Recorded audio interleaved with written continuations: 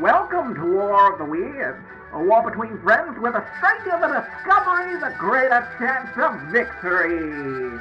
Through his tenacity and ingenious war tactics, Mystic won the most recent battle on record.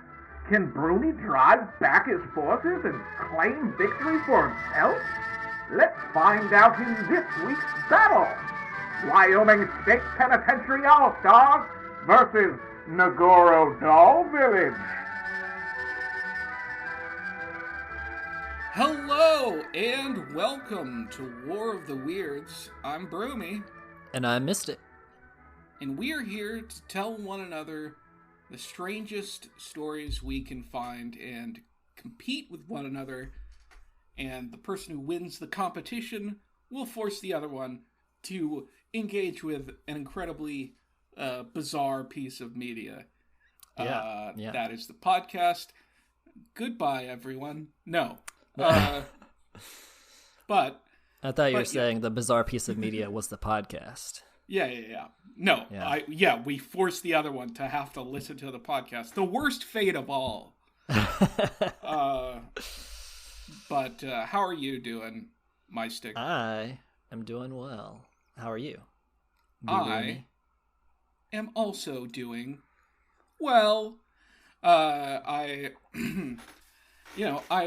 I'm annoyed that I think you're gonna win again, and I feel like you've won too much. You already won. You're one up on me right now. Can't tame the greatness. It's true, and I wish to. I wish to tame the greatness. But, like, I've had 2 this whole time. You've had, like, double. You'd had, like, 4. You forced me to listen to the Piss album. Oh, yeah, that was a good one. Double Team, the movie with Dennis Rodman. Yeah. Is that it? Because that's not 4. No, the YouTube channel, the artist. Oh, yes. Maya Ben David. Yeah. So that's probably it, right? That's 3. I think that's it. Okay. Yeah. I'll be more angry when you win this next one. Yeah. But yeah, and then I force you to listen to Trap Mask Replica, an incredibly abrasive album, and then also Killer Clowns from Outer Space. Yes, that was great. Yeah, that's a great movie. It's just weird. It was so weird. Like it was. Yeah, it was. I mean, it was not a great movie, but it was great to watch the movie. Yes, it's a very fun movie. It was a very fun movie. Yeah. But I'm excited for whatever lies next. But Killer Clowns from Outer Space 2. No. Yeah. Which apparently you said was a thing. I didn't even know about that. I think they were trying to make a second one. I don't know but it was like years later. That they tried to reboot or do a second one. Yeah, I bet that would be a bummer if it happened. What? Let's see. Killer Clowns 2, The Return of Killer Clowns from Outer Space in 3D. It is not been made. Oh. Yeah, it's not been made, but they are trying to make it. Okay. 30 years later. Because the plot is 30 years, yeah. If it gets made, yeah, I have severe doubts it will be good. Like, even in the way that you said it's not a good movie. Yeah, it isn't, kind of is, kind of isn't. But this will be objectively bad if it gets made. I'm a fan of Killer Clowns from Outer Space, but come on. They're trying to make a sequel to a cult classic 30 years later. I guess it's a money grab? I don't know. It's not going to be good. I feel like they caught lightning in a bottle with Killer Clowns from Outer Space, and it will not be caught again. And now they're gonna jump the clown. Shark with clown. Yeah. I don't know if that's actually the good use of that phrase, but that's just when they try to do a hacky. Implies that like it's an ongoing series type thing, and then finally they jump. Like on the third one, probably you would say jump the shark, but maybe you could say it on the second one. Well, if it's that good, but I'll I'd like to go ahead and start with my topic so I can get my next win out of the way. Oh, good. All right. Well, story goes back, takes place about 110 years ago. 1901. Oh, 120 years ago. Gosh, I'm getting old. Yeah. 1901. Yeah, you were born 1901. Yeah, that's pretty old. The Wyoming State Penitentiary opened and was run by a man named Otto Graham. Otto, not Otto. I mean, yeah, I know what you're saying. Also, his last name Automobile Graham. Right. Just, it's Otto, like the Ottoman Empire or the Ottoman in front of your sofa. His last name Graham is not Graham like you would think. It's Gramm, just Graham. Yeah. Heads up, he's a bad guy in this story. Okay. He was. I was about to say I endorse him in anything he ever does. So thanks. Thank you for saving me from that. Yeah. I want to go ahead and make my allegiances known, or disallegiances. He was super rich, and as part of his payment by the state for quote taking care of these the prisoners, he was paid 57 cents a day per prisoner. And that was like, so the state's paying him that, and that was supposed to cover like the care for the prisoners, like their food and electricity and all that stuff. Yeah. So that's about $17.50 today. Per prisoner. Per person in the prison. So he was always trying to rack up more people. He also had the genius idea and I say genius and sarcastically, idea to build a broom factory, in the prison. So the prisoners had to work making brooms. Yeah. But all the profit... So far, I'm going to be honest, I'm going to stop you there. So far, it sounds horrible. It also does not sound dissimilar to our current prison system. Yeah. But that's very true. That's very true. But the difference between our prison system and this prison system, or for the broom factory at least, was that the broom factory was not part of the government or part of the prison. It was just something that, like, he came up with and put in the prison and made the people work in it. And so the funds being raised were not going to the government; they were going straight to his pocket. Yes.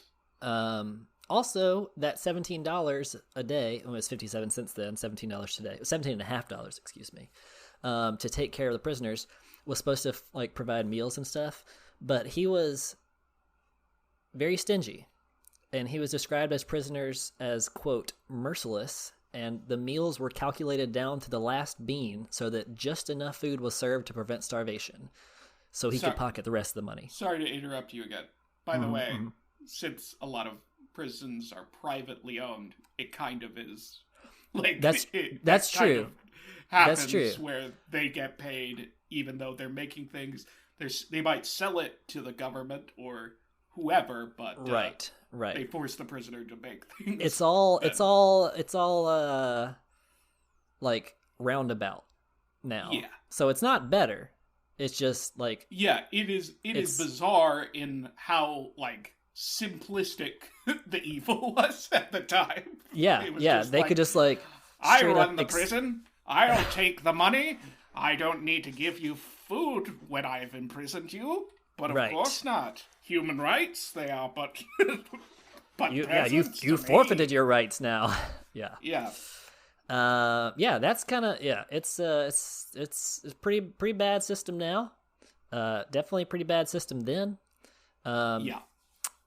I have some collateral damage stuff that we can do in regard to this story, and also how bad justice was back then. Yes. Justice, quote unquote. Sorry, I was interrupting you. So no, you're good. You're good. We have that's a good point to raise. Yeah. So 10 years later, 1911, a new governor took over the state, and under his new politics, the personal profiting off inmates was outlawed, directly. So now you have to go through this farce of a business that we have now. But anyways, at the time, it was enough to put Graham to make him disgruntled. Some sources say he stepped down because he couldn't directly make as much money. Other sources say he was fired, or so maybe he was asked to step down. I don't know. But a sheriff named Felix Alston was hired to be the new warden. And Alston was more humane and facilitated educational access to prisoners. And he was a better warden.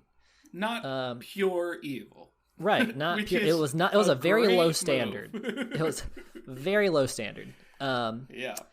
One source says, by most accounts, Alston took a far more compassionate view of prisons, instituting reforms including exercise for the prisoners, a road building program that got them outside during the day, and an inmate baseball team.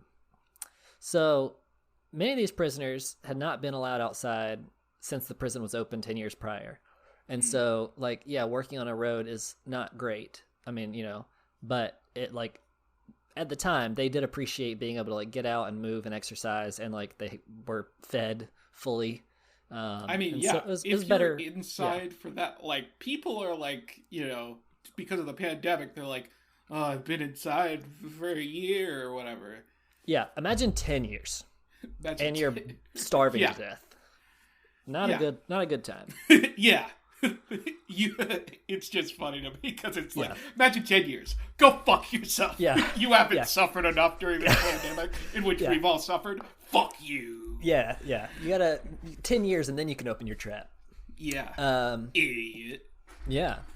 So Alston, this new better warden, noticed during rec time that some of the guys playing baseball were actually pretty darn good. And he asked his old friend Joseph Carey, who happened to be the new governor that appointed Felix Alston to his new position as warden. He asked him if, hey, let's can I make this like a baseball team? Can we actually just make them into a team? And Carey was like, yeah, sure. So the Wyoming State Penitentiary All-Stars team was formed, funded with new uniforms and all. The lineup of the team was comprised of murderers, thieves, forgers, and 3 rapists. And those are the positions assigned. Right, that's I think the positions around the diamond or whatever. Yeah, murderers in the outfield. Yeah. A local team agreed to play the All-Stars and were demolished. Not literally, just because they're prisoners. Don't judge. No, they beat them fair and square, 11-1. The star of the team was revealed to be Joseph Singh. He was a murderer that scored 2 home runs, and one of them was a grand slam. So he earned 5 points for his team that day. Yeah. Out of the 11. And the Carbon County Journal wrote, Joseph Singh, who was convicted of murder in the first degree and sentenced to death, played a classy game all the way through. He will petition the governor to commute his sentence to life imprisonment sometime this month. Pretty good write-up. They said that as if I wasn't gonna try and get to the governor but I played good baseball one time. Yeah. So the story behind Singh, he actually killed his lover's husband. So he's in love with a married woman. They plotted to run away together, and so he killed her husband so that they could live happily ever after. Except he was caught and convicted.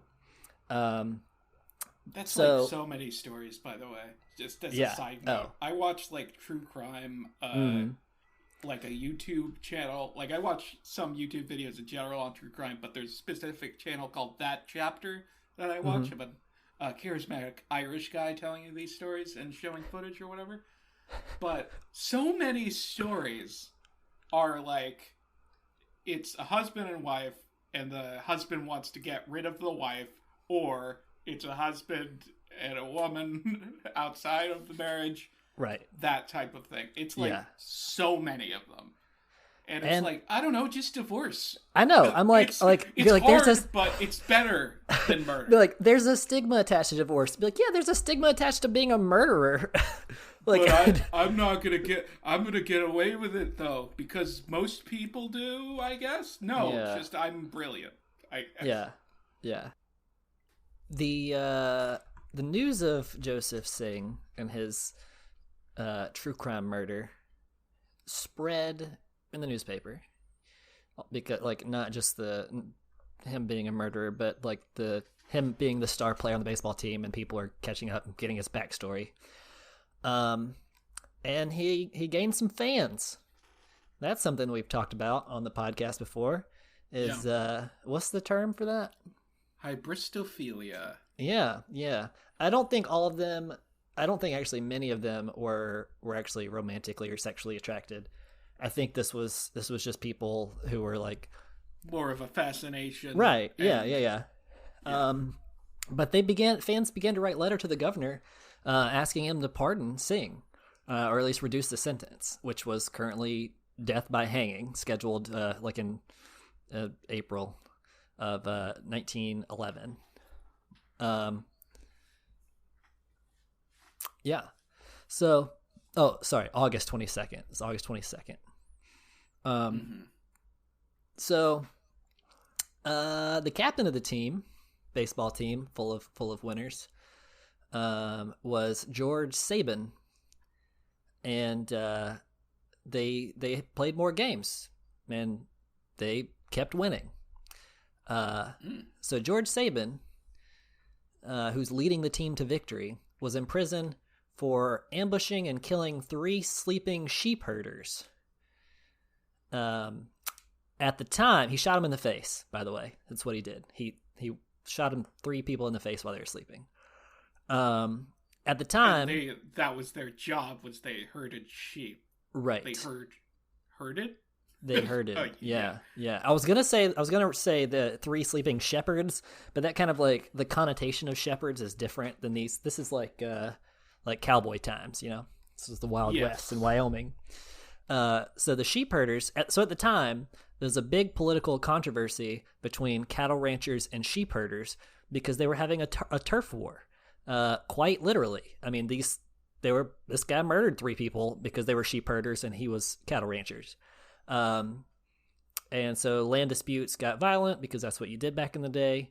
And many of the... So, to be clear, sheep herders had their own farms type things? Right. Yeah, the land, the grazing pastures and stuff. Dealt with sheep, and cattle ranchers dealt with cows and such. Yeah. Okay. And this town ain't big enough for all 2 species. Seems like... Couldn't the town be bigger? Like, I don't know. I haven't thought about it that much, but like every story I've seen a farm in, they've had both or one or the other, but it's not an issue. Yeah. It seems pretty dumb. But the reason why it became a big issue was because some of the high class citizens, so to speak, politicians, even the prison guards, and some of the, well-to-do people in that area, all had stakes or family in the cattle ranching business. So Sabin received a lot of sympathy and was only sentenced to 20 years in prison. It also probably helped that Alston, the warden, who was at the time the sheriff, was Sabin's best friend and the arresting officer. So that's a little odd. A little odd, but yeah. Wait. So he's the arresting officer, right? But he's also the warden. Well, he gets appointed to become the warden. So Sabin was already in prison, and then when Graham left, Carey appointed Alston to be the new warden. I see. And of the state penitentiary, and so then he was back with his buddy. They're best friends. Yeah, and Saban got a lot of special treatment. First of all, the team kept playing and kept winning, and Saban was the captain, and so he was, the team started to get special treatment anyways, better food, stuff like that. Saban also, being Austin's friend, was not only given better food, but he also was allowed to come and go from the prison as he pleased and got to wear his regular clothes, like dress up nice. Yeah, that makes sense. Yeah, so I guess he just like slept in prison and then went on did his daily things. He had a guard as an escort though to keep him from running off. The guard, whose last name was Johnson, also had family in the cattle business, so probably already liked Saban. But Saban was a big time gambler, and when on his days away from prison, where he was supposed to be, he'd go to bars and place bets on the team, and he would also give insider information to earn commission on bets. And he knew all about the players and like talked about them and whatnot. So yeah. And then the guard that was set to watch Saban was secretly informing on him to Graham. Bum bum bum. So Graham, the former prison warden, who was a greedy bastard, was found out about all this illegal gambling going on, the insider betting and all that stuff, and so he ran over to tell his friend, the senator, Francis Warren, who was actually running as the challenger to Kerry as governor. And so he used this information about corruption and gambling, and like, even though there's no proof that Kerry knew about the gambling and stuff that was going on, the betting, he of course was like slandered and painted in the campaign to be like, oh, he's doing this stuff in prison and this baseball team and gambling and stuff, and he's all making money. It's all just a way for him to be corrupt. Really? They painted it as his like who? Wait, where? How did the betting situation work? It was tied to the prison. So it was illegal gambling and betting on the team, on the teams that were going on and like getting huge sums. And because the guy who was like running this betting ring was Saban, who was supposed to be in prison but was like let out to go travel around and had so much freedom, and because Saban was friends with Alston, and so then the jealous old warden was like, well, the governor probably knows about this too, and so he's probably in on it. That's such a stretch. Yeah. Like, yeah, why it's like would you 3 think times that? removed. Yeah. Okay. It's like if I killed somebody and then like one of your friends was found guilty, because it's like, well, you're friends with you and you're friends with me and I'm friends. Yeah. So it's. Yeah. And that's fucked up that they're friends with someone who's friends with someone who's friends with someone who did a bad thing once. Yeah. So it makes sense. But I mean, it's all, this is the town. There is this guy shot 3 people in the face and was like, people said he was a hero because he was of the cattle ranchers, Yeah, so he's a cow weird man, in my opinion. So Kerry is running for office and is getting painted in a bad light.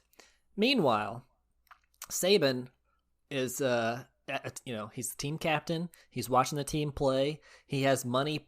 He's betting money. Has a lot at stake. Riding on the team's victories. So whenever they would mess up or miss a catch or whatever, he would scream at them from the dugout, talking about how awful they were and how if they keep messing up, they're going to have time added to their sentence. And And he was like, yeah, this came directly from Alston, which there was no evidence that was true. He just made it up because he wanted to have authority, just because he was going to lose money if the team lost.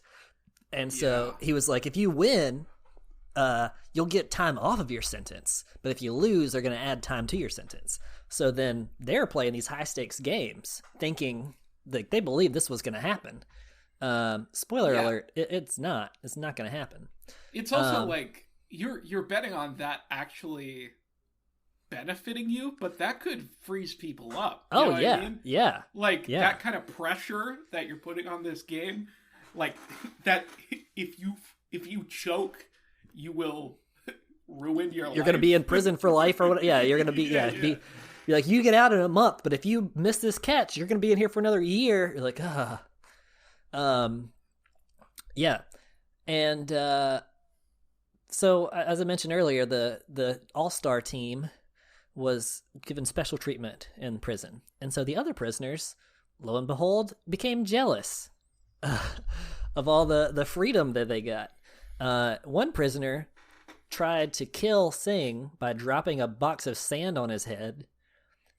Singh moved out of the way at the last second because he leaned over to talk to a guard, and the box missed him.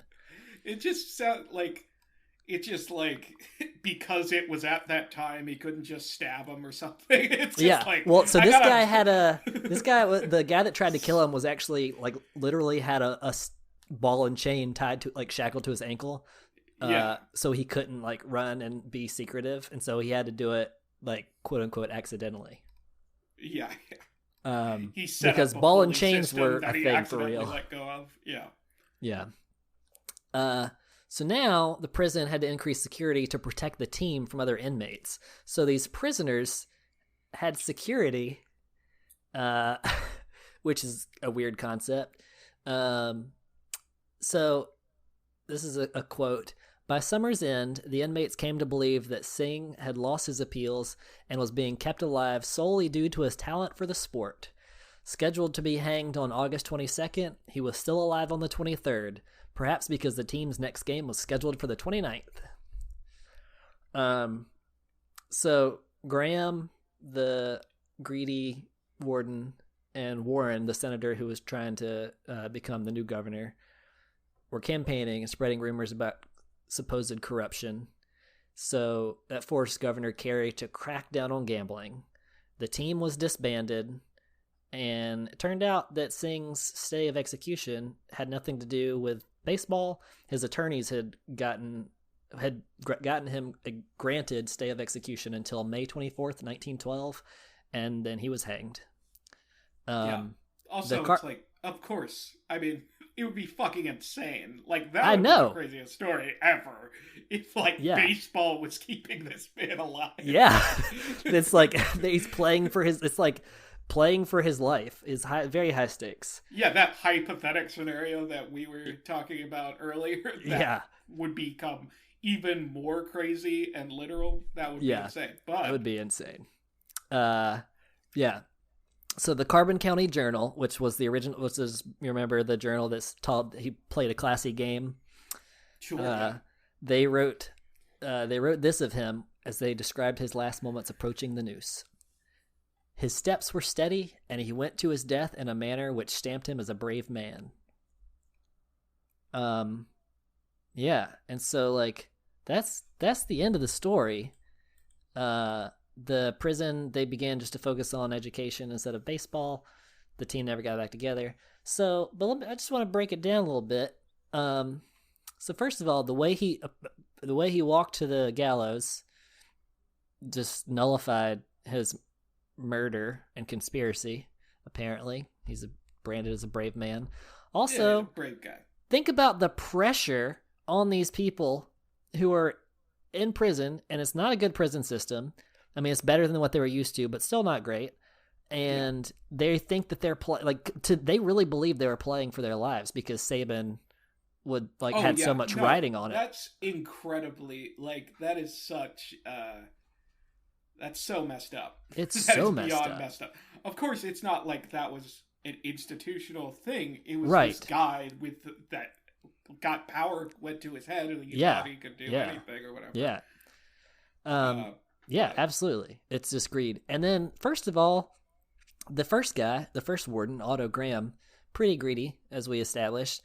But Alston, like, I don't know if he's necessarily better because he was still exploiting the prisoners. I mean, he was letting them play baseball, and which they liked, they seemed to enjoy, and they were doing well as a team. But like, if he was making money on this and bets and stuff, which he probably was because he was such good friends with Saban, and there was like some corruption there, reducing Saban's sentence from like cold-blooded murder to just So like, he's still exploiting the prisoners. At least the first guy was honest about, or really open about it. Which, I mean, neither one's great, but like, a lot of the articles and videos try to paint this like he's such a good guy, like setting this up, but he's still profiting. I don't know if he's really he's doing it in a warmer way, but I don't think he's a hero. He's not a hero of the prisoners. He's not like It's also a matter of like, it could be either way. It's nefarious. In the fact that like, maybe he was like, let him play baseball, whatever. And then later came on to like, oh, I can make money from this. Right. Or maybe from the beginning, he's like, I'll get him to play baseball and I'll make money off of it. Yeah. Yeah. So, and then it's so manipulative, but like thinking like, so the people, like prisoners were like, well, this is way, it makes me think of like what government or anything is like how like, just because things get a little bit better doesn't mean that it's still right, but like they're painted like it's such a great thing. Like you can do very little and people hail you as a hero just because it's better than what it was. Yeah. So very true. It's kind of a hopeless outlook to end that story with, but that's my tale. The Wyoming State Penitentiary All-Stars. I like it. WSP. WSP, dudes. WSP All-Stars. Yeah. And that was a good one. I like it. Also, fuck that Saban guy. That Saban guy's the worst guy in all of this. Oh, yeah, definitely. Definitely. But we will be right back with my story after this.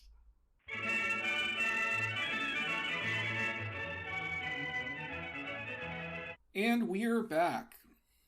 And we're going to go from prison in Wyoming to another location. And another time as well.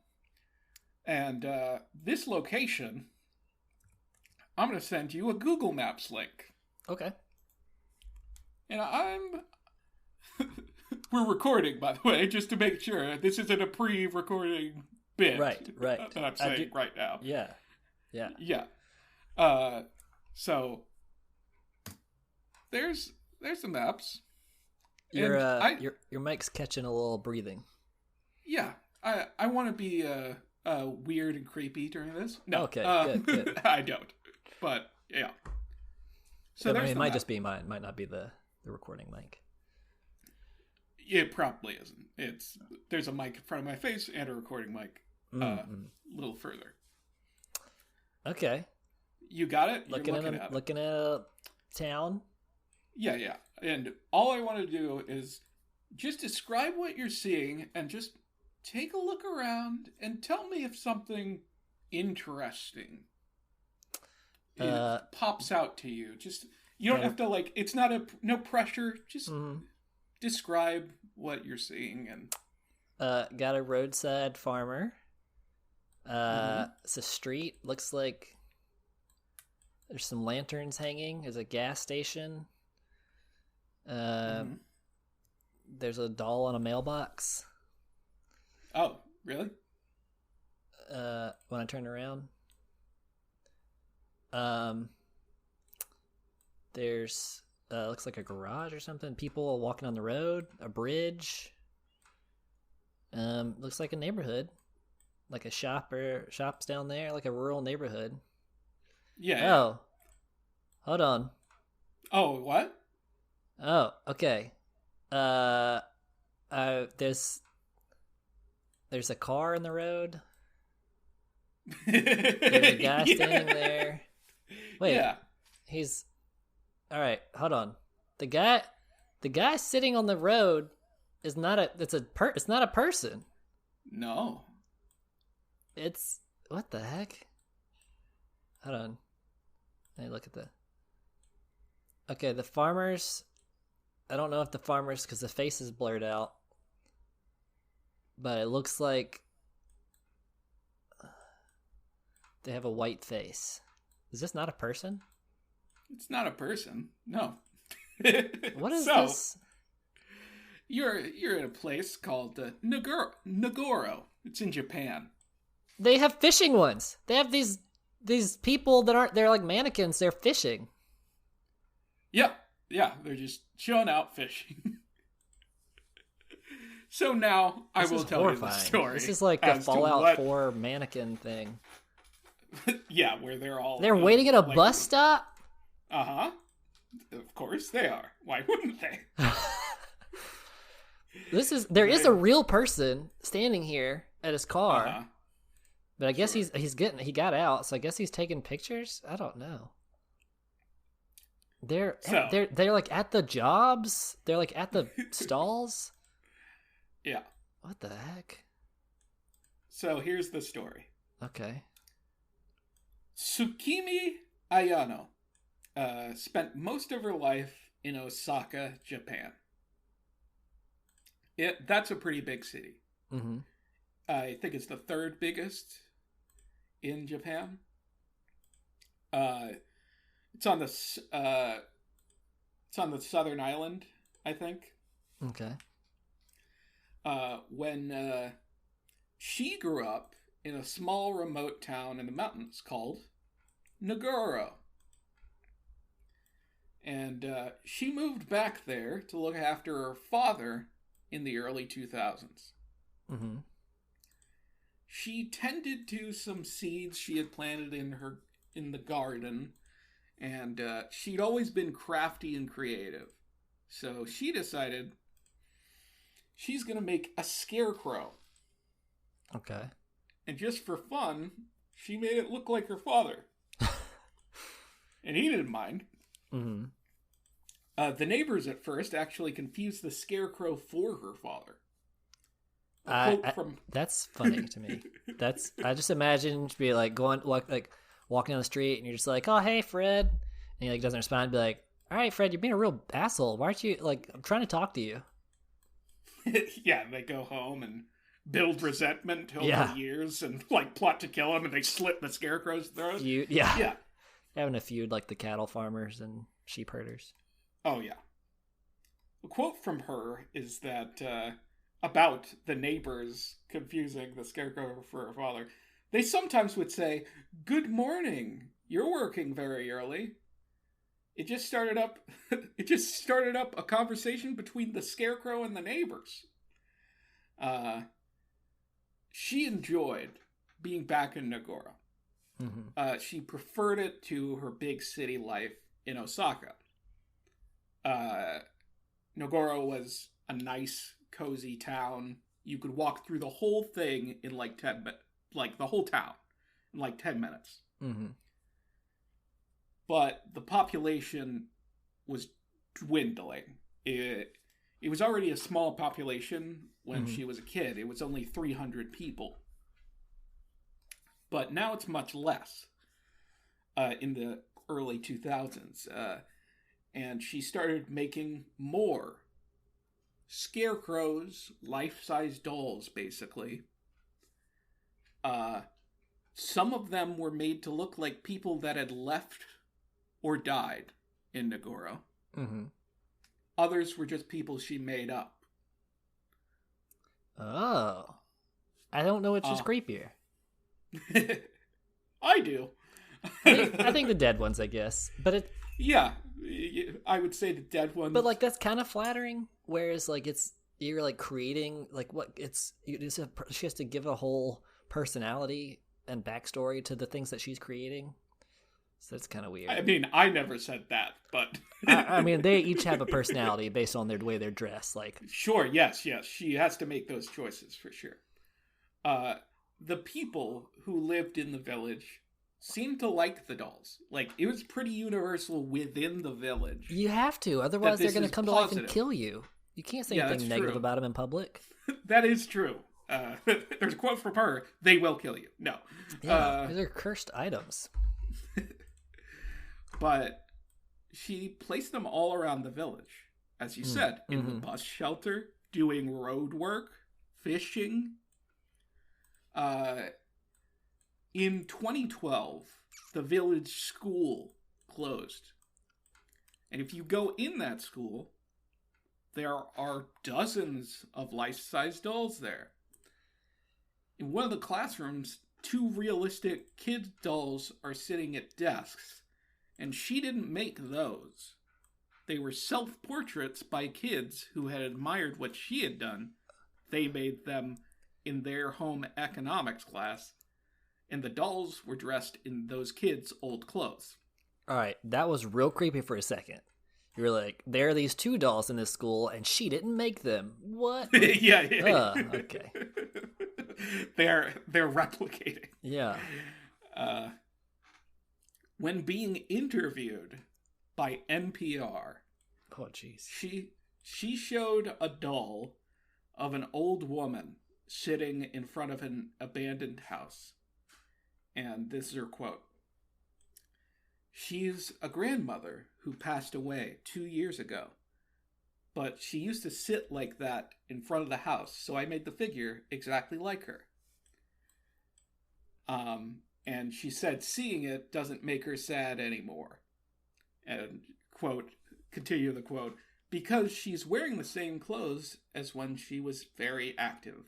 I come around and greet her all the time, so it feels like she's still here." I don't know if that's touching or sad. I would say a little bit of both. There's so many. I'm still wandering the neighborhood listening to you. There's so many. Yeah, there is. The town became somewhat of a tourist attraction and a curiosity online. Some people find it cute, some people find it sad, some people find it super creepy, and on the internet, people kind of leaned more creepy as the verdict on this place. Some people think she's making these dolls because she's lonely. She says she doesn't make them because she's lonely. She makes them because it's her art. This is what she does. Making them makes her happy. I mean, I can see that now, but I feel like at first it was because she was lonely. Yeah. I mean, there probably were multiple factors. Yeah. By this point, she has made over 400 of these life-size dolls. Whoa. And she tends to the ones that are up or makes new ones when they wear out from being outside and, the elements get to them. And Tsukimi Ayano, I hope I'm saying that right, is about 70 years old now. She says she'll keep making them as long as she can. Huh. Another quote is, "Every morning, I just greet them. I say, 'Good morning,' or 'Have a nice day.' I never get a response, but that doesn't make a difference. I go around talking to them anyway." I mean, I don't know how I feel about this. I mean, that's fair. But apparently, even though it's a tourist attraction, it didn't bring more people to actually live there. There was 300 people in her childhood. In 2015, there's 35. 2016, there was 30. In 2019, there was 27 people lived there. But there's probably around 300 life-size dolls that currently, quote-unquote, live there. I'm trying to think like how I would feel if I was like driving through this town at night and I was like, like about to run out of gas or something, and like stopped and then like realized that the person at the gas station is not moving, and then like look around, like I'd be so freaked out. I think that's, without context, I think it is creepy. And I think, honestly, like, a lot of these articles are talking about it being creepy, but if you read an article about this, I don't find it creepy. But I've seen video of somebody just, like, touring it, and it's just this person walking around alone, and they're not even, they're not talking a lot. They're just looking around. And it's more creepy that when you have, like, stuff is in motion, leaves are moving, and then you see a person that's, like, sitting in a very natural position, but they are not moving, and then you get closer and then it's not real. It's kind of the uncanny valley sort of thing. Yeah. Like, I can see, like, the ones at the bus stop and stuff that are grouped together, like, they're cute for, like, a picture. But yeah, I think like walking through would just be, especially if you're like alone, like it's unnerving. But yeah, that is the story of the Nagoro doll village. This is very creepy. It's cool, and I want it to be. It is cool, and I want to think that it's cooler than it is creepy, but I can't get past by how weird it is. Yeah, I think. Knowing the story, I think I would completely appreciate if I went there. Yeah. Like, if I was in Japan or on that island, I would try and visit this. Because it is a very sweet story. Yeah. Yeah. I think, like, I've been playing Fallout 4, and, like, the Institute and the synths and stuff are, like, very fresh in my mind, so this feels very much like that. Plus, the mannequins in that game are real creepy. Sure. So I think I am not objective. Yeah, Fallout has ruined sweet old ladies making life-size dolls for you. Yeah. And I guess too, it's like a little bit. When did she start doing this? In the early 2000s. Okay, so that makes it a little bit nicer to think about, because like, so she was already a little older, and like her dad was old.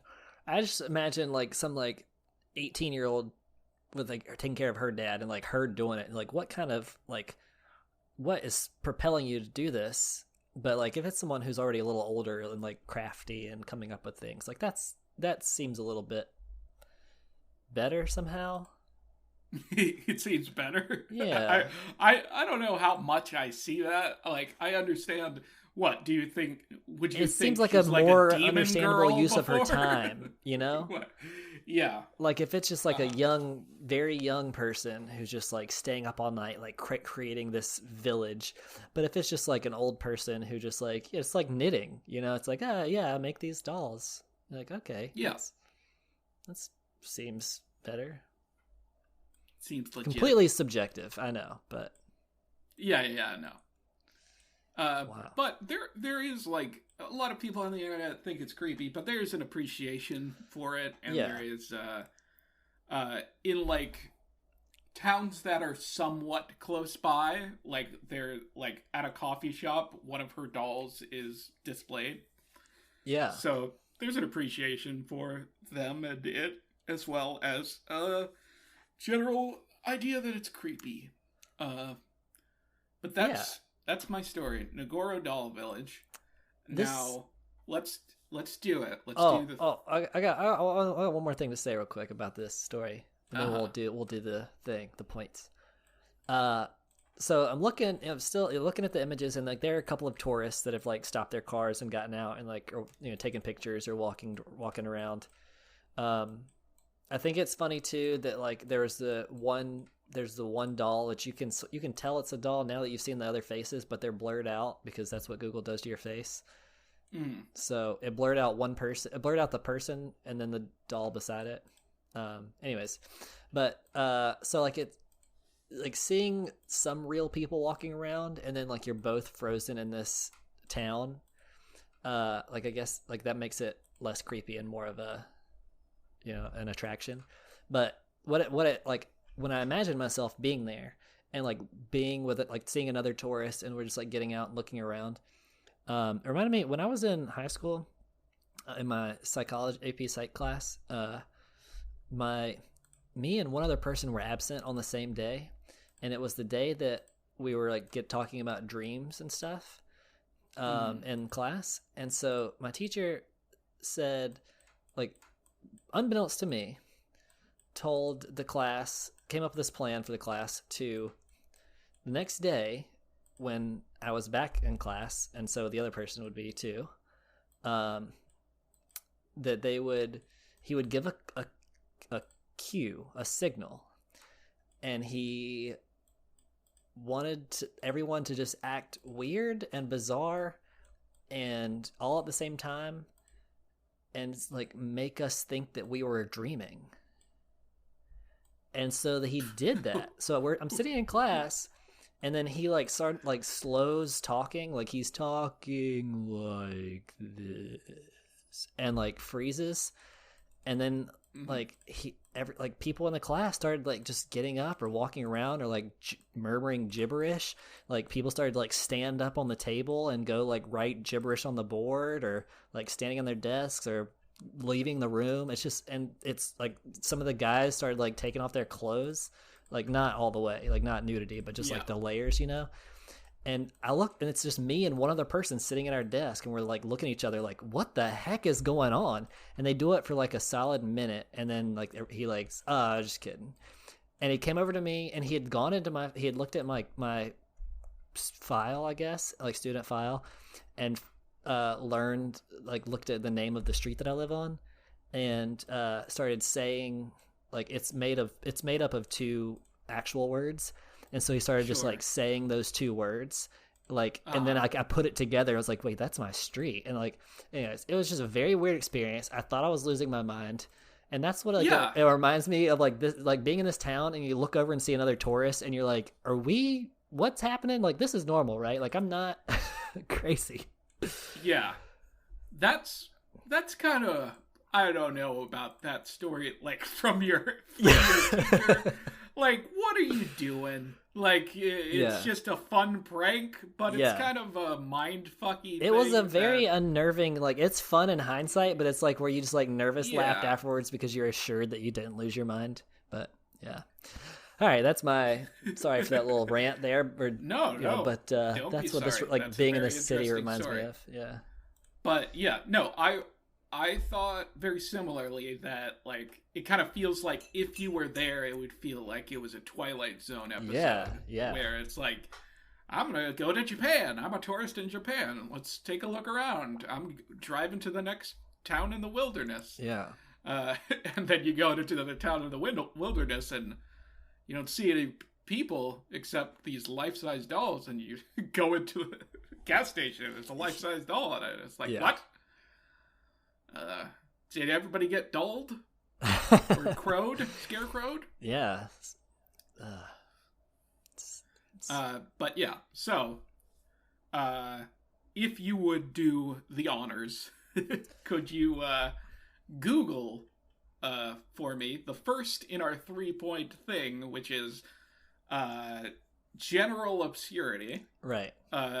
Could you Google, what is your thing called? Do you want to do WSP All-Stars or Wyoming State Penitentiary All-Stars? Whichever one would lead to more results. Probably the Wyoming State Penitentiary All-Stars. Okay. 737,000 results. Okay. Now, Nagoro Doll Village. Can you spell Nagoro? Nagoro. Doll Village. Oh, only 10,200. And then maybe Nagoro. I mean, it's hard because it's just the name of a city, right? So if I just say Nagoro, Japan, I don't know. Yeah, it'd be millions. No, I think that's fair. Okay. So I win that point in our 3-point system. And then personal obscurity. I hadn't heard this story of yours. Mm-hmm. So, like, I hadn't heard about this particular thing with the baseball. It's kind of like a Longest Yard story. Yeah. But which I don't know if that was based on a true story. It could be. I don't remember. Yeah, I don't know. I had heard of the town, but I'd never seen the, like, I think I saw like on a Tumblr post or something one time. It's just like, today I learned there's a village and this like has like it said like no occupants except like replicas of people or something. But I did not put it together until you started telling your story. Yeah. And I definitely didn't know like any of the backstory and didn't know. Yeah. So this is very shocking to discover it for myself. Okay. So I think, yeah. So that's 1 point for me, 1 point for you. And then personal belief. I think yours is weirder. I also think mine is weirder. Yeah. Because I don't know, something about it, it's just like, it's kind of haunting. Yeah. Like either in the creepy way or in the sort of like beautiful way. Yeah, like what an undertaking for one person to have like created this whole thing. Like, I mean, obviously she didn't do the buildings and houses, but like it does seem like she contributed so much, like she created so much.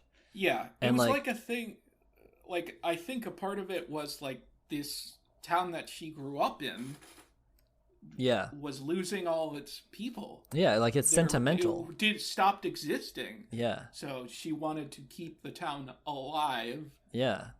And, you know, she wasn't a fucking like necromancer or something, so she's not gonna No, I was thinking like how would you even try to repopulate a city like that? I have no idea who you would have to be a cult to like try to motivate people to move into the city. Yeah. But yeah. So yay, I won. Yeah, you win this one.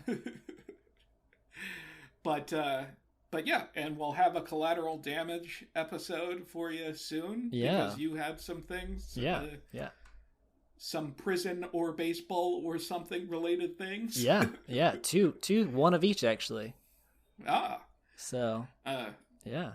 Stay tuned for that. If you liked one aspect of the story, there's going to be more of that next time. So, yeah. And speaking of next time, we will see you on the next one.